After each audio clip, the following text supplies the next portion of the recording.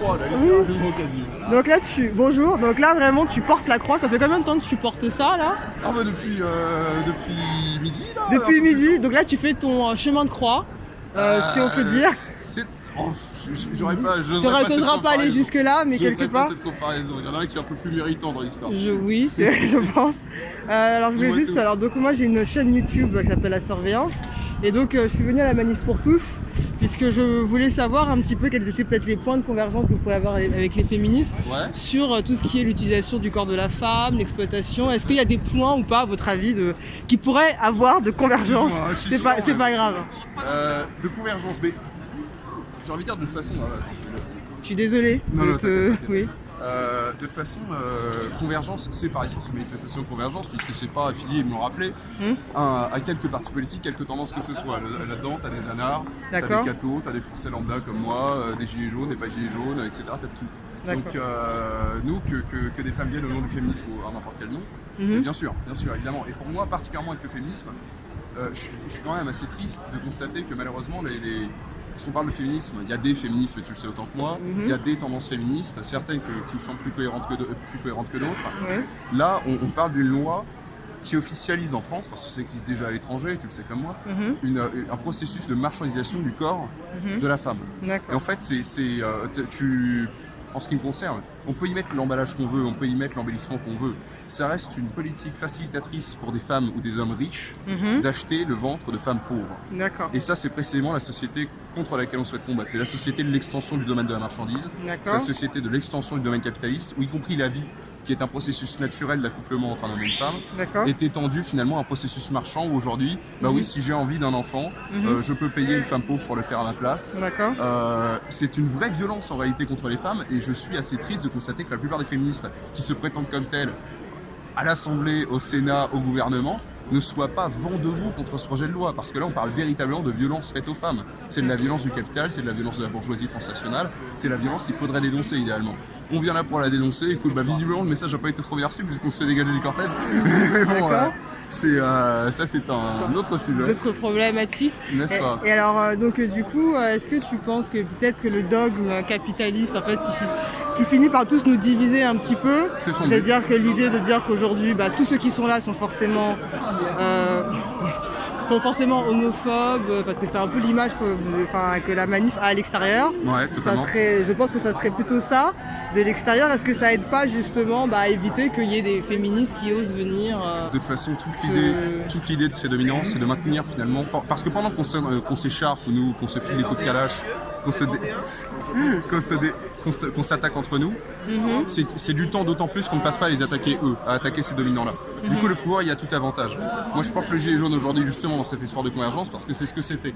C'était une géniale convergence entre gens du peuple, entre Français populaires, entre Français travailleurs, honnêtes, pas forcément pauvres, pas forcément petite catégorie, moi je gagne pas trop mal ma vie, qui se regroupaient sur les ronds-points, et quand on aplanit tout ça, quand on évite l'imaginaire collectif, ouais, j'ai vu, ceux-là ils sont pas clients d'ailleurs, ça me fait marrer. Quand on remet tout ça à plat, c'est des prolos qui se tapent contre des prolos. Moi j'en ai rien à foutre que tu sois trotskard, même féministe, puisqu'il y a 100 000 définitions du féminisme finalement. T'as des gens qui vont être là au nom du féminisme, et t'as des gens qui vont être contre cette manif au nom du féminisme. D'accord, oui, c'est vrai. Quand j'aplatis tout ça, je vois les faits. Je vois qu'aujourd'hui on se dirige vers une société de plus en plus anticompatissante, qui frappe systématiquement les plus pauvres, les plus déshérités, les plus malades, avec une politique véritablement, on peut parler d'une politique d'eugénisme qui est en train d'être introduite. Et je pense que ça, il n'y a pas besoin d'être de gauche ou de droite pour lutter contre. Il y a besoin d'être sensé, d'être humain, et d'être du côté de la majorité, je pense, populaire dans ce pays, quel que soit ton bord politique ou quoi que ce soit. Moi je suis Roaco. Il y a des anards dans cette manif. Roaco, c'est quoi pour ces Royaliste, pardon. D'accord, ok. Moi je suis monarchiste, mais je suis avant tout français. D'accord. Là, j'ai des camarades, ils sont plutôt de gauche, mais ils sont avant tout français. D'accord. C'est ça aussi les gilets jaunes, et c'est ça qu'on voit pas trop ici d'ailleurs. Alors c'est vrai que c'est la question que j'avais posée hier, puisque j'étais allée à la manifestation à Place d'Italie.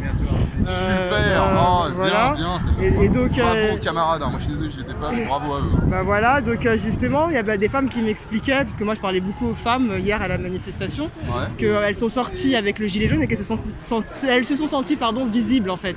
C'est-à-dire que c'est pas pour de l'argent, c'est pas pour les 100 € de Macron qu'elles sont sorties, c'est qu'elles vivaient vraiment quelque chose de très difficile, et pour la première fois, elles avaient l'impression depuis longtemps de se réapproprier leur corps, de redonner du sens en fait Parce qu'on était en perte de sens peut-être, je ne sais pas. Ah bah il y a perte de sens en perte d'idée, mais ce qui est génial, c'est que tu vois, tu parles des gilets jaunes. Là, on peut bien parler d'une manif de la parité là avec les gilets jaunes. Parce que pour le coup, il n'y a pas eu besoin de forcer, il n'y a pas besoin de grands discours ou de forçage. On a autant de femmes que d'hommes chez les gilets jaunes, voire plus de femmes par moment. Tu penses qu'il y a plus de femmes? Je sais pas. Honnêtement, sur le terrain, il y en a, et surtout sur les ronds-points. D'accord. Sur les assauts, on va dire en local. D'accord. Il y a énormément de femmes, voire plus de femmes que d'hommes. D'accord. Pourquoi? Après, moi, je suis contre la politique des quotas de toute façon. Donc, je fais pas de quotas.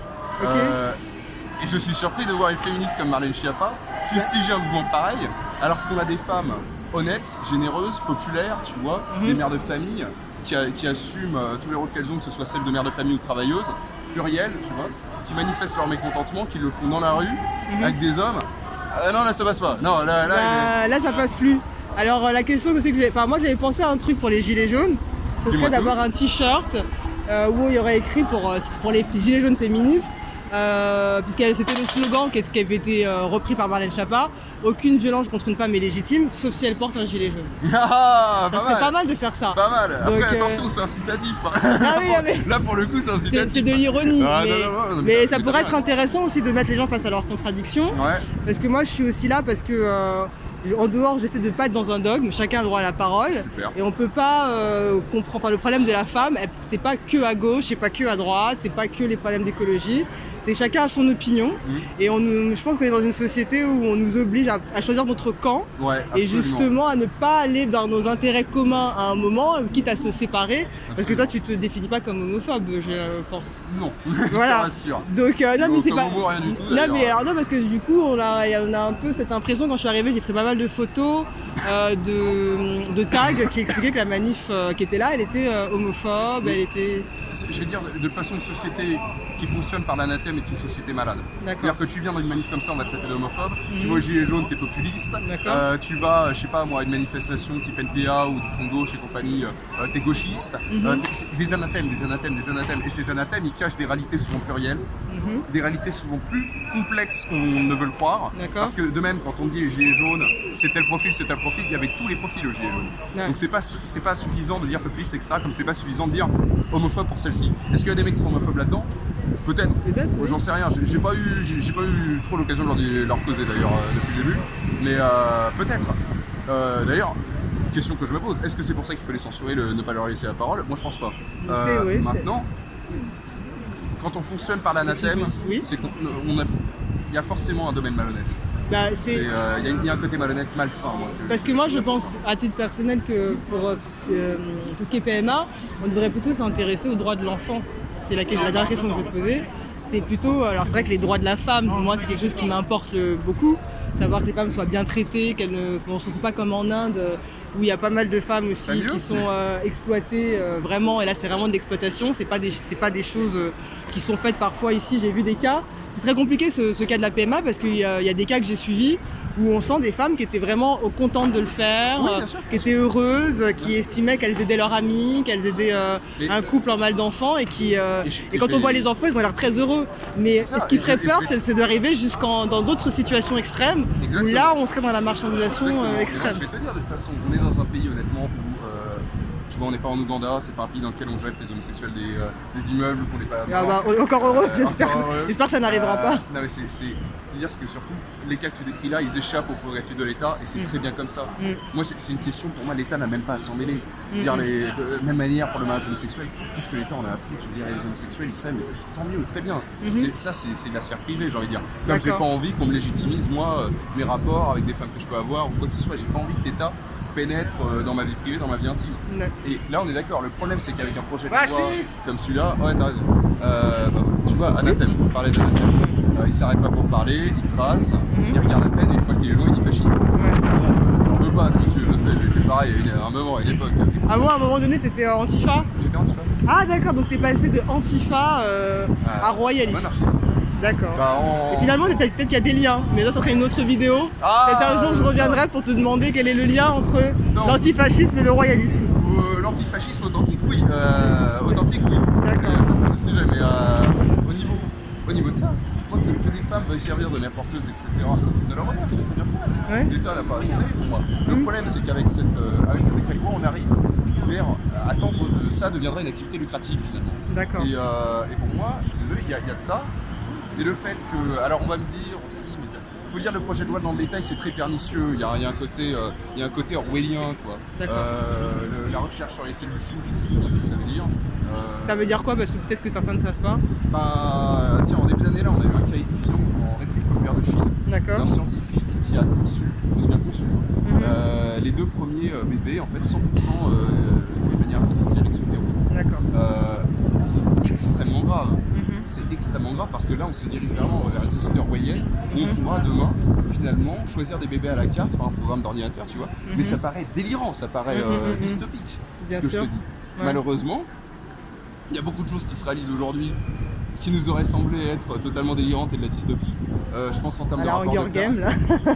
Pardon. Un jour on sera à la Hunger Game, on s'entretuera tous. Ah, bah, j'espère que non, en tout cas, on est là pour que ça se passe pas. Mais malheureusement, il faut bien réaliser que malheureusement, tu vois, il y a une contre-manif aujourd'hui. Oui. J'aurais bien aimé y aller. Je Oui. suis pas allé parce que je sais que ça fait dégager. Contre cette mobilisation. J'aurais bien aimé y aller parce que moi j'ai pu m'en rendre compte par le passé, les gens qui manifestent contre nous aujourd'hui sont généralement des gens de bonne foi. D'accord. C'est des gens qui imaginent vraiment combattre des homophobes, des fascistes. Et moi, le premier truc que je leur dis systématiquement, et c'est comme avec les gilets jaunes, il y a des gens qui s'imaginent que nous c'est la peste brune. Venez voir, arrêtez de faire parler les catholiques. Et tu vois, bon là c'est ma voix, c'est Messi, les témoignages, on aura des milliers. D'accord. Donc toujours, moi je me méfie beaucoup trop de la télé, du système et des dominants pour les croire sur parole et pour me dire bon ceux-là ok je prends argent comptant, c'est des fascistes, etc. Je vais aller vérifier sur le terrain, il y a des fois ça se vérifie. Et il y a des fois t'es surpris quand même. D'accord, donc donc le conseil que tu donnerais à celles qui nous regardent et ceux qui nous regardent, c'est de venir voir par eux-mêmes la prochaine fois. Pas en soutien, hein. Pas forcément en soutien, mais pour se faire leur propre opinion. Comme ce que tu fais là, je trouve ça assez admirable. Merci beaucoup. C'est rare malheureusement. Merci beaucoup. Merci à toi. Bonne journée, bon courage.